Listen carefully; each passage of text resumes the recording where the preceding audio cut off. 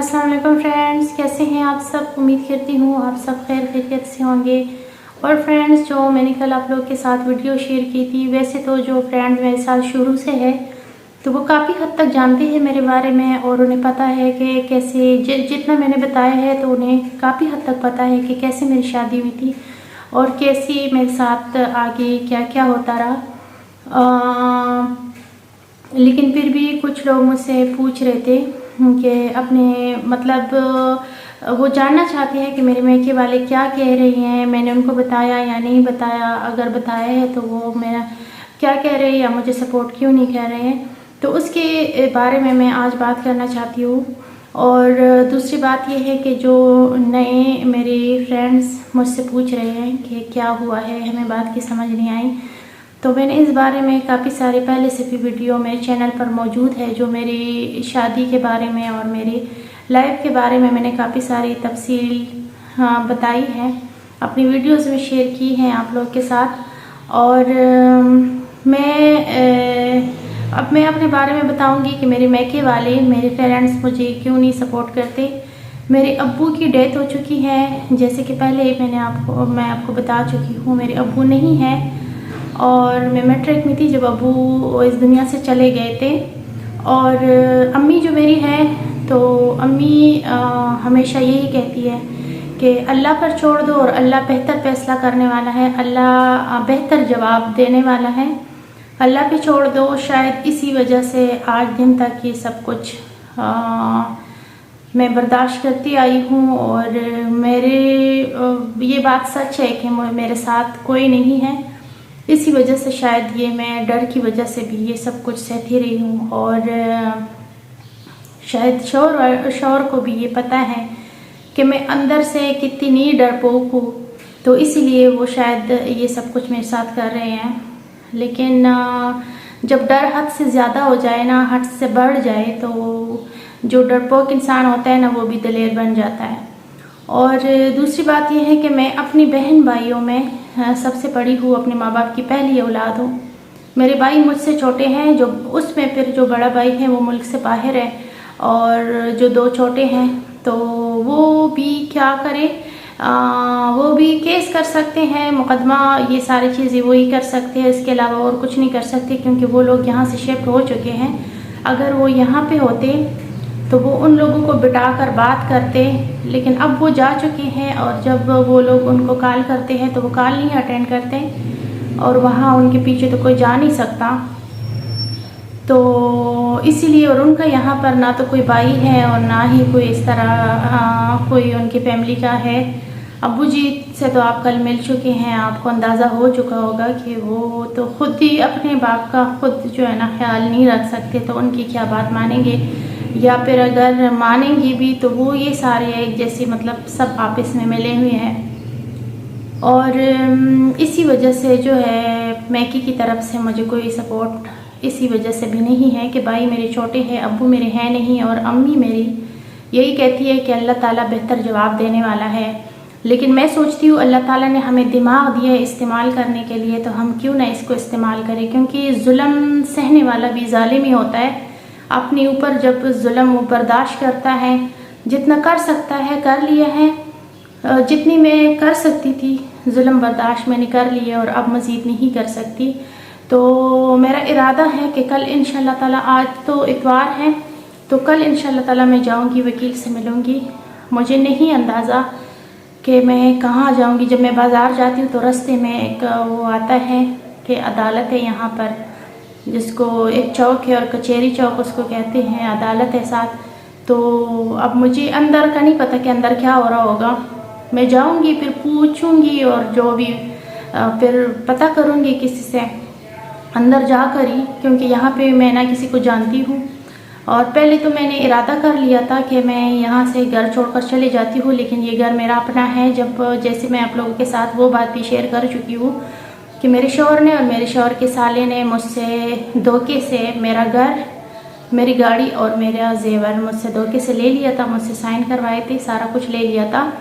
तो फिर जब मेरे भाई आए हैं सामने, तो फिर मेरे शौहर ने, क्योंकि उनकी फैमिली भी यहाँ पे थी, शौहर भी आ गए थे पाकिस्तान, तो उन्होंने फिर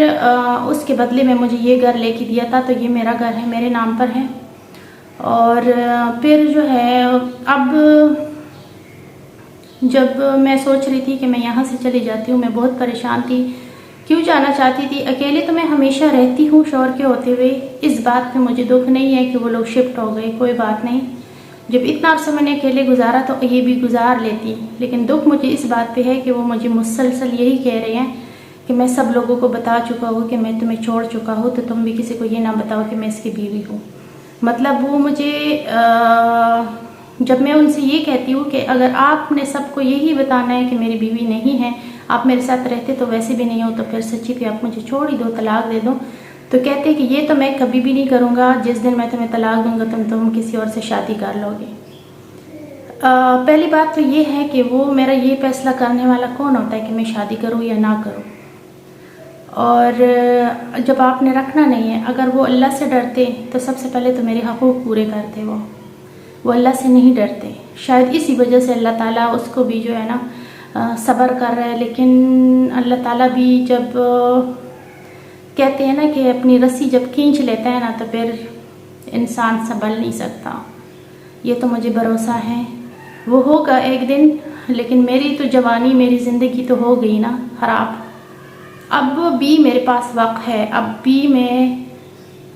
اپنی زندگی میں اس لیے نہیں جا رہی ہوں عدالت کہ میں نے کوئی شادی کرنی ہے یا میں کچھ یہ سوچ کر جا رہی ہوں، اس ٹائم میں کچھ بھی نہیں سوچ رہی ہوں، میں صرف یہ سوچ رہی ہوں کہ میں اس اذیت سے نکل جاؤں، میں اس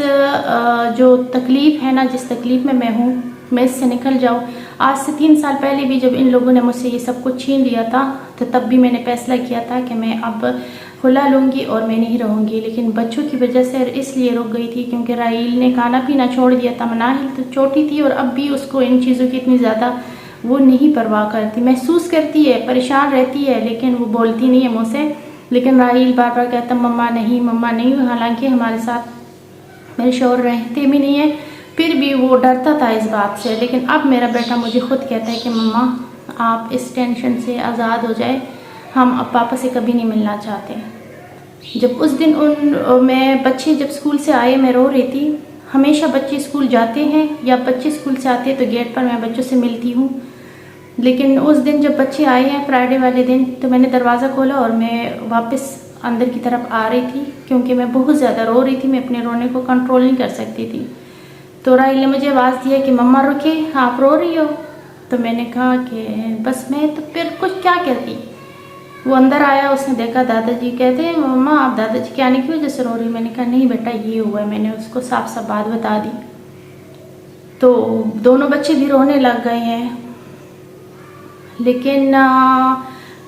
پھر راحیل نے اپنے پاپا کو میسج بھی کیا کہ پاپا آپ نے ایک دفعہ پھر ہمیں دھوکہ دے دیا اور اب ہم بھی آپ کو چھوڑ دیں گے۔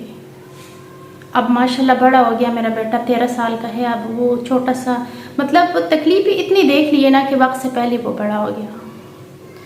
تو اب وہ بھی نہیں روکتا، بلکہ میں نے 1-2 دفعہ اسے کہا بھی راحیل 3 سال پہلے جب میں یہ فیصلہ کر رہی تھی اگر میں کر چکی ہوتی تو آج ہم اتنی تکلیف میں نہ ہوتے، تمہاری وجہ سے میں نہیں کر پائی تھی۔ تو کہتے ہیں مما اب نہیں رہنا ہمیں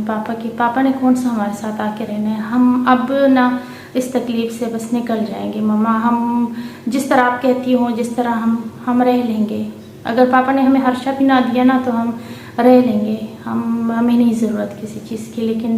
آپ نہ رویا کرو۔ تو سارا دن پھر وہ روتا رہا، رات کو بھی روتا رہا، میں خاموش ہو کے وہ بار بار روتا رہا، بار بار آ کے مجھے جو ہے نا میرے پاس آتا تھا اور مما مجھے دیکھتے تو پھر رونے لگ جاتا تھا، تو میں اس کو کہتی تھی میں اب نہیں رو رہی، دیکھیں میں ٹھیک ہو گئی ہوں، ہم الگ ہو جائیں گے بس بات ختم، لیکن وہ بہت تکلیف میں ہے، میرے بچے بہت تکلیف میں ہیں مجھے دیکھ دیکھ کر، میں کوشش کرتی ہوں کہ میں بچوں کے سامنے نہ رو، لیکن مجھ سے نہیں برداشت ہوتا، میں تو انشاءاللہ تعالیٰ میرا ارادہ ہے، اور میں سوچ رہی ہوں کہ میری کچھ فرینڈز جو ہیں انہوں نے مجھے مشورہ دیا تھا، اب مجھے نام نہیں یاد، ان کے نام ساتھ نہیں ہیں، تو وہ مجھے کہہ رہے تھے کہ کئی سرکاری ادارے ہوتے ہیں جہاں پہ جا کر ہیلپ مانگ سکتی ہوں، یا پھر تو وہ پلیز مجھے تفصیل سے بتائیں، کوئی نمبر دینا چاہتے ہیں تو پلیز وہ مجھے نمبر دے دیں، انسٹاگرام کا لنک میں دے رہی ہوں ڈسکرپشن میں. انسٹاگرام پہ مجھ سے اگر وہ رابطہ کرنا چاہتے ہیں تو پہلے مجھے پلیز کمنٹ میں بتائیں، کیونکہ میرے انسٹاگرام میں میسیجز وغیرہ آتے رہتے لیکن میں ایکسیپٹ نہیں کرتی. تو اگر مجھے پتہ ہوگا کہ آپ مجھ سے رابطہ کرنا چاہتے ہیں تو پھر میں ایکسیپٹ کر کے آپ کے ساتھ بات کر لوں گی. مجھے اس ٹائم سچ میں آپ لوگوں کی ہیلپ کی بہت زیادہ ضرورت ہے. اور آپ جس طرح مجھے بتا رہے تھے سر کہ آپ کبھی گھر کا مسئلہ تھا اور آپ چلے گئے تھے اور آپ نے کوئی کسی ادارے میں چلے گئے تھے، اور تو پلیز اس کے بارے میں مجھے تفصیل سے بتائیں اور مجھے کوئی نمبر دے دیں تاکہ میں بھی اپنے لیے کوئی آسانی ڈھونڈ سکوں. مجھے ڈر لگتا ہے وکیلوں کے ساتھ بات کرنے سے، کیونکہ مرد ہوتے ہیں نا تو مجھے بھروسہ نہیں ہے. نیت تو کسی کی بھی خراب ہو سکتی ہے. پتہ نہیں یہ جو شہر ہے یہ میرا شوہر تو یہاں پہ پیدا بھی ہوئے ہیں، بڑے بھی ہوئے ہیں، تو یہاں پر ان کے کافی سارے جاننے والے ہوں گے، ان سے مل کر کوئی مجھے نقصان پہنچا سکتا ہے. تو اس بات کا بھی ڈر لگتا ہے، لیکن اب جانا پڑے گا. اور اب مزید میں اس رشتے کو اس نام کو میں اپنے نام کے ساتھ مزید نہیں برداشت کر سکتی. بس آپ سب کے دعائیں میرے ساتھ ہے اور انشاءاللہ تعالیٰ آگے بہتر ہوگا. جب سے میں نے یہ فیصلہ کیا ہے نا کہ اب میں نے خلا لینا ہی لینا ہے ہر قیمت پر، کسی بھی قیمت، اب میں نے یہ فیصلہ واپس نہیں لینا، چینج نہیں کرنا اپنا فیصلہ، ہر قیمت پر مجھے آزاد ہونا ہے. تو تب سے میرے اندر سے ایک آواز آتی ہے،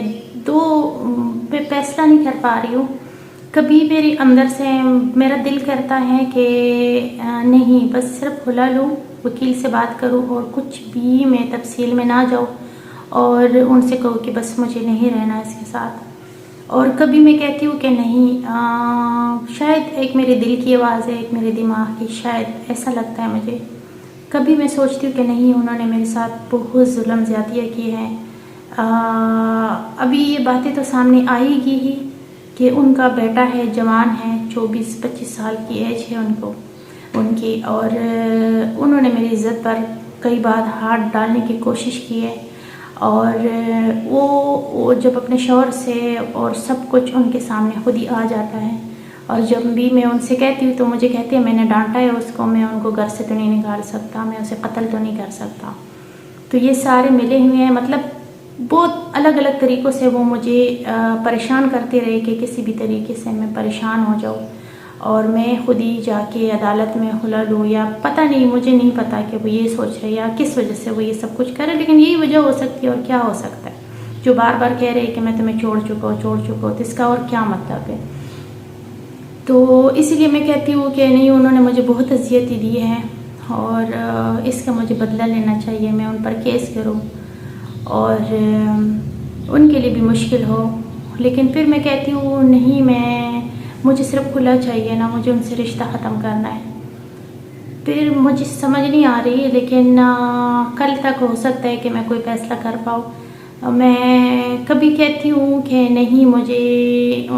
میں ان کے اوپر کیس کروں گی، یہ ساری باتیں سامنے لے کے آؤں گی ثبوت کے ساتھ، کیونکہ میں جانتی ہوں کہ کس چیز کے یا کسی بات کا آپ کے پاس ثبوت نہ ہونا تو کوئی نہیں مانتا. وہ چاہے عدالت ہو یا چاہے کوئی مطلب 2 بندوں میں آپ بیٹھ جاؤ، کوئی نہیں مانتا. تو ہر ایک چیز جو بھی میرے پاس ثبوت ہے تو ہر چیز کو ثبوت کے ساتھ لے کر آؤ اور بتاؤ کہ میرے ساتھ جس دن سے شادی ہوئی اس دن سے لے کر آج دن تک ان لوگوں نے میرے ساتھ کیا کیا ہے. اور کبھی سوچتی ہوں کہ نہیں، میں صرف کھلا لے لوں اور بات ختم کر دوں یہاں پر. لیکن یہ ایسے لوگ ہیں نا، اگر میں نے یہ سب کچھ خاموشی سے ختم کر بھی لیا، پھر یہ بھی میرے اندر سے ایک آواز آ جاتی ہے مجھے کہ اگر تم نے یہ سب کچھ خاموشی سے ختم کر بھی لیا اور الٹا انہوں نے آپ کے اوپر کچھ اور الزامات لگا لی تو اس وجہ سے میں کبھی یہ سوچتی ہوں کہ خاموشی سے سب کچھ ختم ہو جائے، خلا لے لوں،